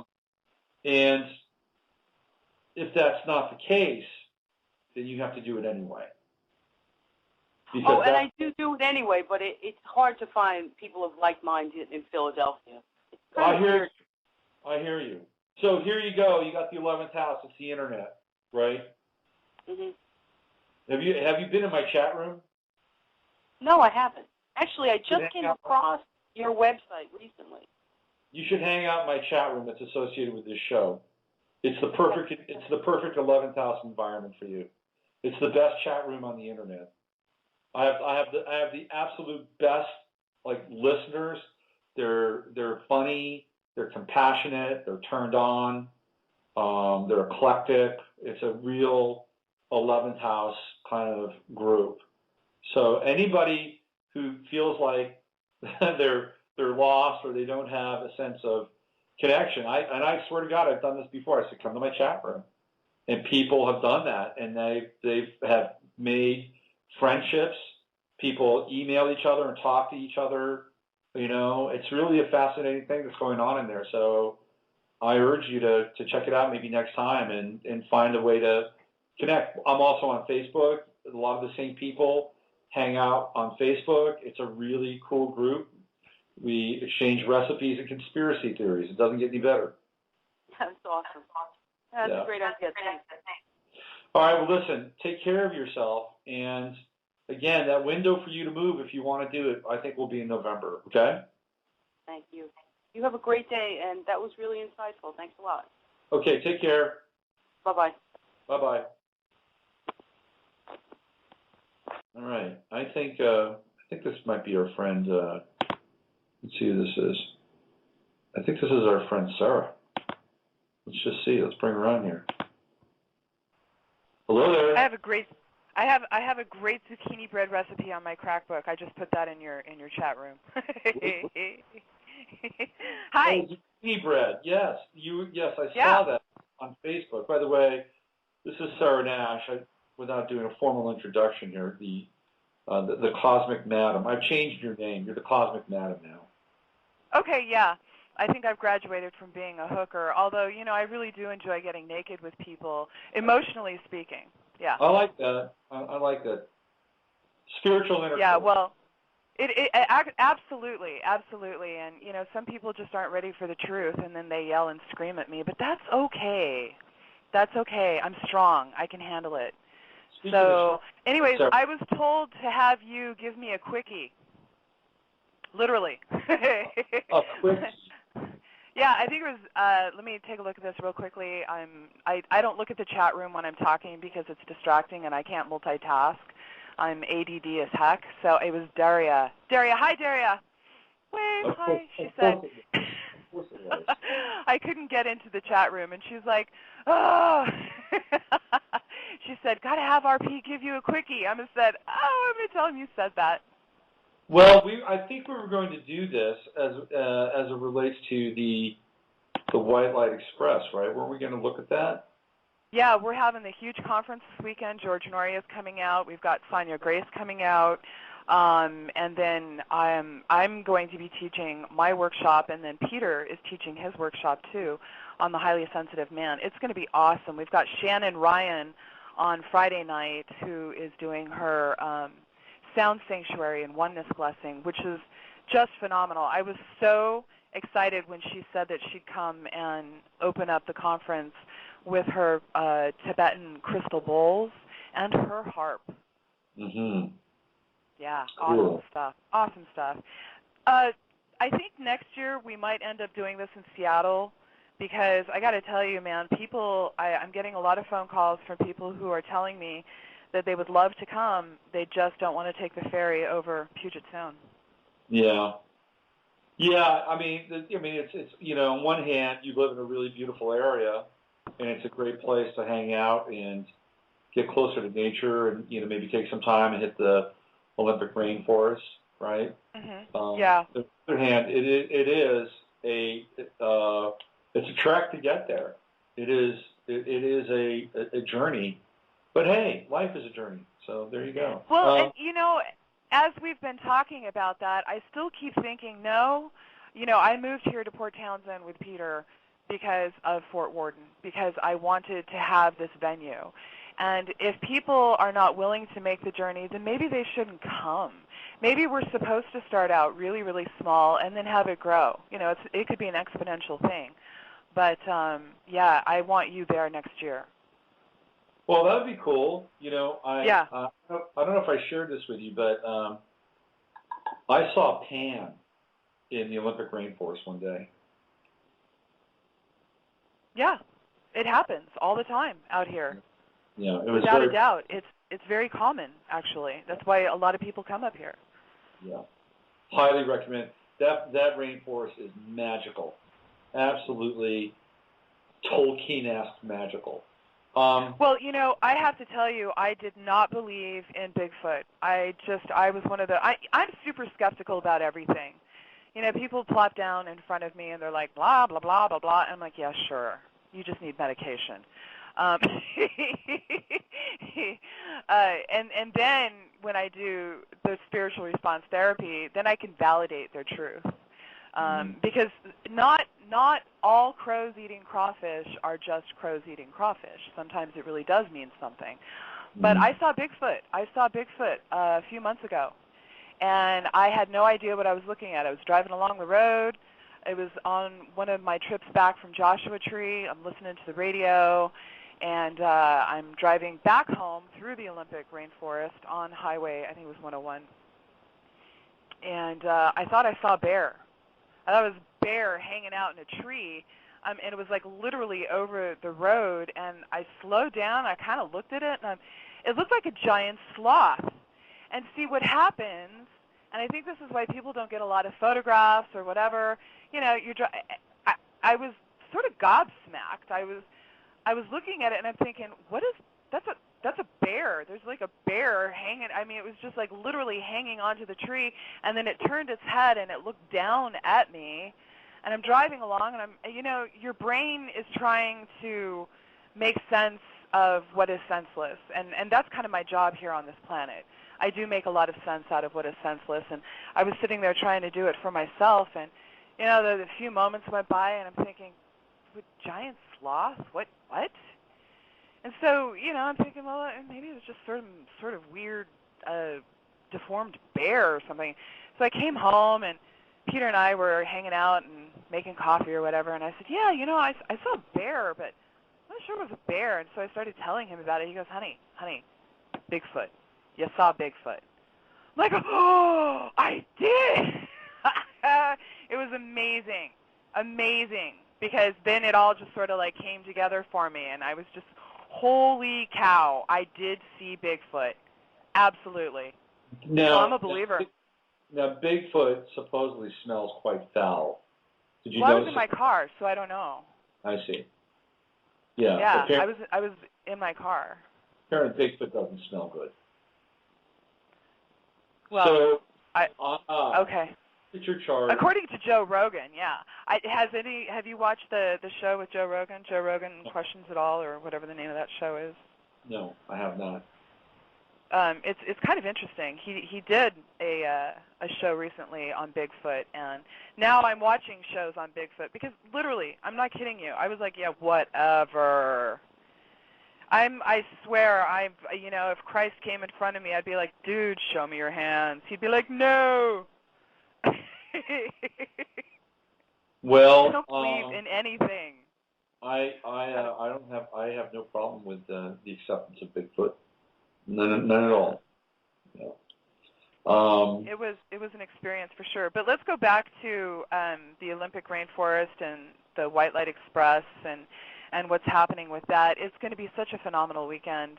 It's very intimate, though. Like, we're just out of a year's worth of advertising in major magazines, radio stations, interviews. I mean, I've got some incredible people. Sonia Grace just knocks it out of the ballpark every single time. That woman has more authenticity in her little finger than most people have, in an entire group. But George Norrie, he's amazing. The guy is such a light worker. He is phenomenal. And I don't have a lot of people coming. What is George going to talk about? What's his topic? I think he wants to talk about his latest book, Talking to the Dead. Uh-huh. And I think a lot of people, at least that's my interpretation of what's going on. I know that it's going to be a lot of Q&A because it is going to be very intimate. I have room for 140 people, and I think about 65, 70 people are actually going to show up. That's pretty good. And well, half of those have been invited by me as VIP guests. Okay. So, it's kind of getting down to the point now where I'm just telling all my friends, come on down. So if anybody is listening and they will be in this area, I'm in Port Townsend, Washington, USA. Hit me up on my Facebook or my webpage and say I want to come, or my Twitter. In fact, they can call my 800 number. I'm going to give you that right now. Give it out. Yeah. 800-800-931-9972 for the Ring of Fire. No, 800-931-9972. Call me. Tell me that you're going to be in town. I will gift you a ticket to see George Norrie. I cannot, offer that for the other workshops, but I can definitely get you in to have a special seat that evening on Saturday, August 17th. Starts at 6 o'clock with George Norrie. Now, are you going to be videotaping this? I don't know. I would. I don't know. I would. I have to look at the the contract that I have with him. I hadn't planned on it simply because I'm lazy. Well, I mean, this is just an aside. I mean, if you are going to do this next year, you would want to have some kind of footprint on YouTube to show people what it's like. And you could do... Oh, definitely. Yeah, no, there will definitely be excerpts simply because I think that's really important to do. Yeah. I have to check and make sure that it's okay to do that. Right. And that's an excellent question, and I appreciate you putting that out there because, Peter, I know you're listening. Make a note right now, honey. Grab a... Say, shall I tape this show? Can I legally tape this show? Yeah. I think it's an important question. Let's talk about your chart briefly. The big change for you is Pluto going into your sixth house, right? You've got your sixth house starts at Capricorn 10, and Pluto is at Capricorn 10 right now. It goes back to Capricorn 9, and then it goes back into 10 and 11, and that's a tremendous shift for you in terms of house placement. And so what is the sixth house? It is service, it is work, it is purpose, it is dharma, and it is health and healing. And what have you done? You've quit smoking, right? Yeah. That is a Pluto moving into the sixth house moment. Well, I've had a few slip-ups, but I'm back on track, so it's all good. But this is what we're talking about. Your declarative Pluto into the sixth house moment. It's dramatic, right? I mean, Pluto doesn't mess around. It is boom. It is intense. It is black and white. And when it moves into the sixth house, it's about going after health. and I know that you've also been dealing with some other health issues. That's a Pluto 6th house transit. And it's going to be your 6th house for quite a while. But once you get past the early stages of Pluto in the 6th house and dealing with your health and dealing with the pattern of smoking, then you get to move up because it's Capricorn. It's like you're stepping up, and you get to move to sort of the next level of all of this. And that level, Sarah, is really more about kind of an executive, overseer. I don't want to use the word corporate, but it's about taking your work much more seriously than you have ever before. It's about taking responsibility and really owning it at a very, very high level. You know, you have Pluto in Virgo, Uranus in Virgo, you have Mars in Virgo, so, you know, it's all in the 2nd house. So you're used to dealing with kind of a Virgoan harmonic in your chart and in your life. So that means I'm really OCD, right? Not really. It's more along the lines of I will do what I have to do to survive. I will do what I have to do to get by. I will try to find a way to merge my passion and my purpose and my service with my work. That's all part of it. You know, but it's not necessarily being at a level where you're directing things, where you're taking your energy and creating kind of larger scale venues or larger scale ideas, or creating things that will impact and affect people, you know, into the future. Virgo is kind of about the here and now and taking care of business. I see. Okay, yeah. Capricorn is about, you know, it's about legacy, it's about the future, it's about creating something that has structure for much deeper and long-lasting impact and change.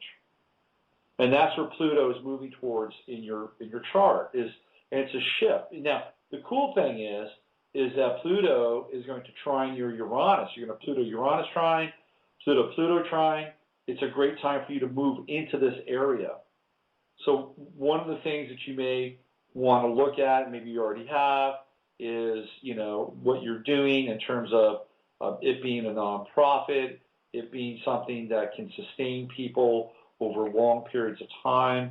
You know, you may want to create some kind of library or resource sort of compendium for people to be able to tap into, you know, really kind of build out what you're doing so it becomes kind of a one-stop shop for people that want to tap into it, not only, you know, today, tomorrow, next week, but for months and years to come. That's what we're talking about here with Pluto in your 6th house.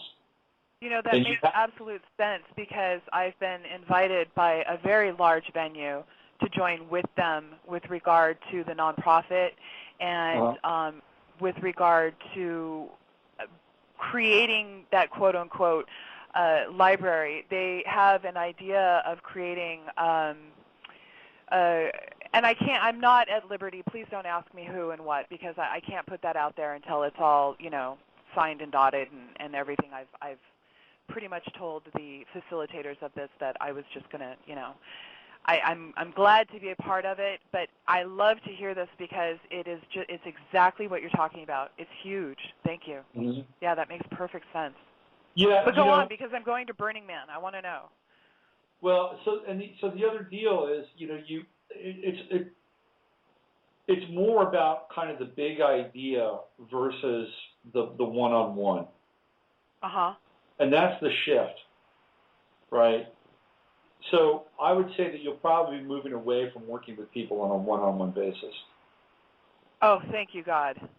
Nobody ever listens to me anyways. I could fix everybody's life. Swear it. I promise you that if people would listen to me and actually do what I lay out for them to do, if you do this, this, and this, your lives will become easier and better and cleaner. And very, very seldom do people actually follow through, and that's cool. I mean, you know, I'm guilty of that too. You know, I've had plenty of really amazing people come along and say, "Hey, Sarah, you know, why don't you pull your head out of your butt and do this, this, and this?" And I haven't followed the advice because I need to learn through pain. And I've set aside that whole suffering gig. I'm not doing that anymore.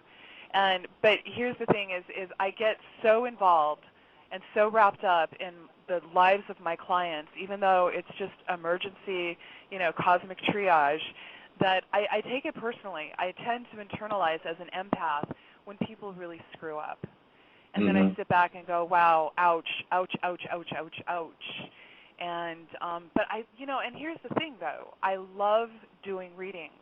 I love talking to, I did an amazing reading last weekend for a woman who needed to talk to her dead ex-husband. Mm-hmm. She needed to know exactly what was going on.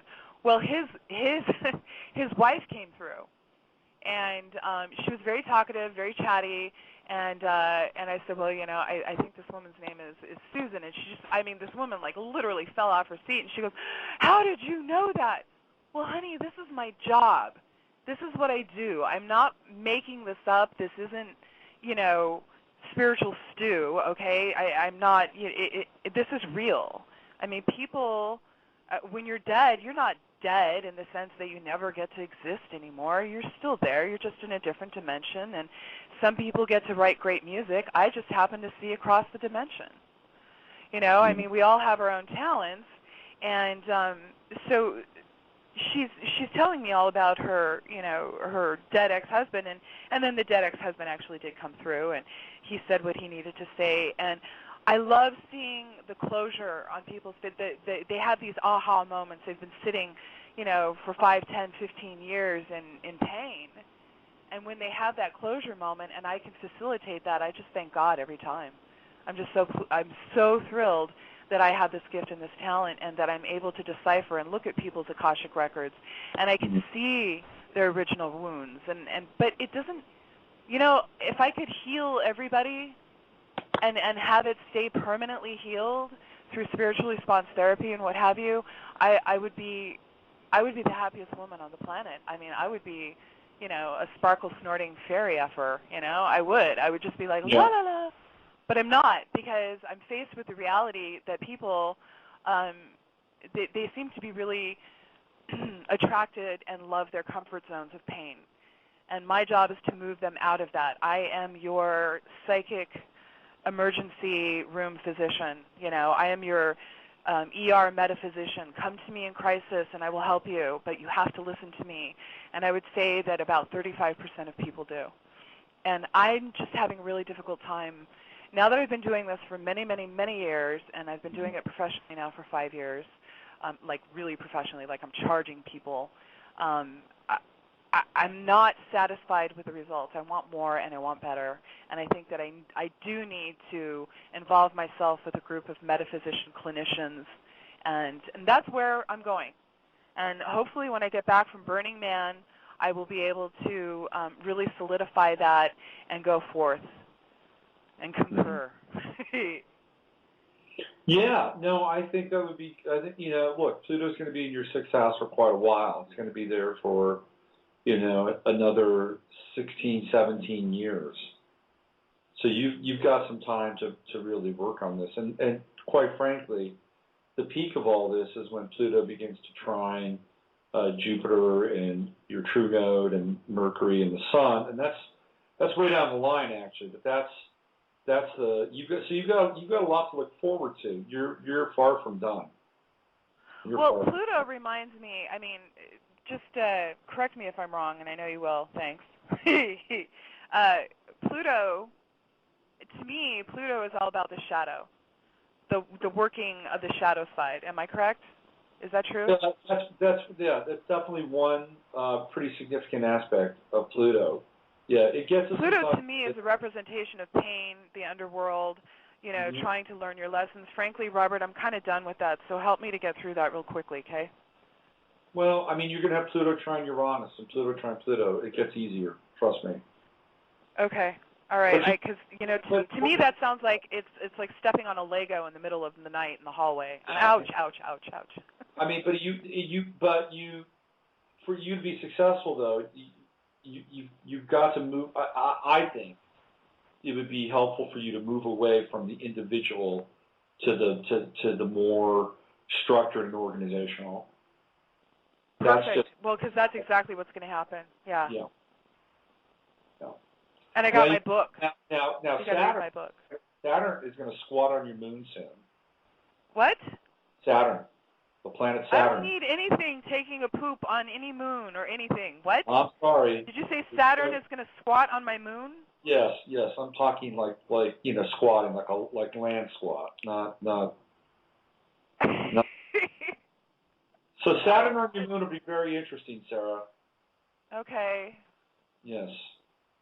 And then it's going to later this summer, it's going to conjunct your Neptune. So Saturn's going to conjunct your moon and conjunct your Neptune, and that's going to be in the home, the 4th house. So that means deep introspection and retrospection around your emotions and around things like, I don't know, enabling codependencies, things like that. So I shouldn't let my daughter move back in. Is that it? Well, I don't know. It's up to you. She graduates from the Cortiva Institute in October. When Saturn is on your moon, and especially in the 4th house and on Neptune, there's a lot of circumspection that goes into those areas of your life. When Saturn was on my moon in Libra, I had a very difficult time with, how do I say this in a politically correct tone? I had a very difficult time with women in terms of honoring certain agreements. And I had to do a lot of soul searching. And as a result of that, I had to get very clean and clear within myself around what I was doing, where my commitments were, what my energy was about. And I decided at that time also to get off of wheat, to get off of alcohol, to do a bunch of stuff that would just allow me to be clearer. And it was a really very powerful time in my life. It was at times kind of isolating, but really powerful. I also went through a super challenging time with my mother because moon is mother, right? I went through a super challenging time with my mother when Saturn was on my moon because that's when my father passed away, and she really leaned on me during that time, and it had a lot of, kind of emotionally demanding episodes. So you'll also encounter some. Is your mother still alive? I was just going to ask you about that because she is, but she's not doing so great. Is it possible that this is a significant time of perhaps her moving on and transitioning? Yeah, Saturn on the moon, Saturn on Neptune, very strong. Whether or not she transitions, that's not up to me to decide or determine. But you will be dealing most likely with some kind of urgency or expediency regarding that. Maybe I should just have her move out here. Yeah. That might be an interesting component to this. It would be hard, but also be quite meaningful too. Because Saturn isn't always bad. I mean, I got a lot of good out of my Saturn on the moon. It was ultimately quite empowering for me, and it could be for you as well. But again, it's going to take place for you in the home, and I think it has. Because mine was in Libra, right? Mine was in Libra, so it's about relationships. Yours is about resources, legacy, intensity, emotional integrity, things like that. Okay. Yeah. Well, I'll definitely keep that, in my hat and look at it often. Okay. Yeah. Hey, if any of the listeners have gone to Burning Man and have any advice that they want to throw at me for a burgeon, I'm a first-time burner. I'm going with one of my best guy friends on the planet, and he's got some art that he's going to be doing and sharing out on the playa. I'm working at Sacred Spaces Village. I'm one of the executive chefs for one evening, but most of the time I'm going to be in the Temple of Holiness on the playa. I'm going to be one of the temple guardians, and I volunteered, and they accepted my application. So I was really, really super stoked that they're giving me this really amazing honor.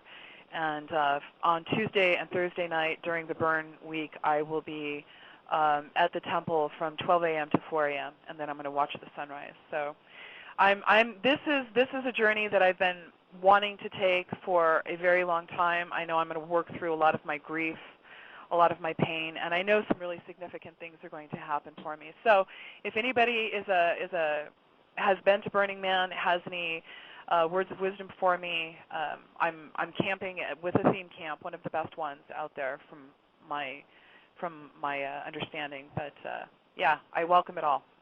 Well, I've been to Burning Man a couple times, and I just let go. Just, once you drive through that checkpoint, you just let go, and there's an amazing kind of consciousness there. I mean, the last time I was there was in 2006, and I didn't do any kind of substances at all, and I was high 24/7. It's incredible. Oh yeah, no, I don't have any intention. I mean, I was born stoned, really. I was. I just don't. I've never been interested in drugs. I mean, they interest me, but I'm not interested in the sense that I've got to do them. My drug of choice has always been tobacco, so. Well, but I've got that covered. The only advice I will give you is be prepared to deal with intense meteorological shifts on a dime. Okay. So that's do you have goggles? Yeah. Oh yeah. Okay, goggles are really important because they have sandstorms. Yeah. Wicked sandstorms. So make sure you have a good pair of goggles. Make sure you have a bandana you can put around your face so you're not breathing in all that playa dust. Mm-hmm. And my experience of Burning Man is that they usually chemtrail the shit out of it. So make sure that you're also doing something to counteract the chemtrails. Do you have any liquid iodine? Oh yeah. Bring some liquid iodine, put it on your skin, do it externally, okay. and make sure that you can chelate, while you're there, spirulina. Bring a lot of spirulina. I'm bringing zeolite too. Yeah, so make sure because, the last time I was there, the chemtrails were crazy. It's kind of like, hey, let's get all these really enlightened and turned on and really smart people all in one shot. So, okay. So make sure these are just really practical things, and make sure you stay hydrated. That's really important. Lots of water. Oh yeah, yeah. And then serendipity and synchronicity will take care of the rest. Awesome. And if you're staying, thanks. I know you got to go. Yeah, say I'm hi. I'm looking at this thing. It's like 2 minutes remaining, so I know you want to wrap it all up. Well, say hi. We could talk for like 9 years. Yeah, say hi to my friend Gigi Blossom at Sacred Spaces. I will, and thank you for the opportunity to come on and for the reading. I really appreciate it. You rock, dude. You rock. Well, you roll. Rock the Casbah. You roll. You roll, sister. Sweet. Take care. All right, everybody, I love you. Peace out. That is Sarah Nash, the Cosmic Hooker. And like I said, you can find her at the White Light Express, which is happening this weekend. And so if you're in the Port Townsend area or nearby and you want to see George Norrie for free, you can contact Sarah and she'll hook you up. And that's it. I guess Matt's not pulling in. We had a bit of a time shift today. Maybe the time shift is what changed things for him a little bit, unfortunately. I'll try to get him back on the show on Friday. We'll see if we can circle back and talk with him. So that's it. I want to thank everybody for listening, calling in, being a part of the experience. Use your head to discern what's real, your heart to say what's possible. I'm Robert Phoenix. RobertPhoenix.com is where you can find me. And that's it. Take care. Have a great Wednesday. I'll see you all on Friday. We are living in a computer-programmed reality, and the only clue we have to it is when some variable is changed and some alteration in our reality occurs. We would have the overwhelming impression that we were reliving the present, déjà vu. perhaps in precisely the same way, hearing the same words, saying the same words, I submit that these impressions are valid and significant. And I will even say this, such an impression is a clue that at some past time point, a variable was changed, reprogrammed as it were, and that because of this, an alternative world branched off.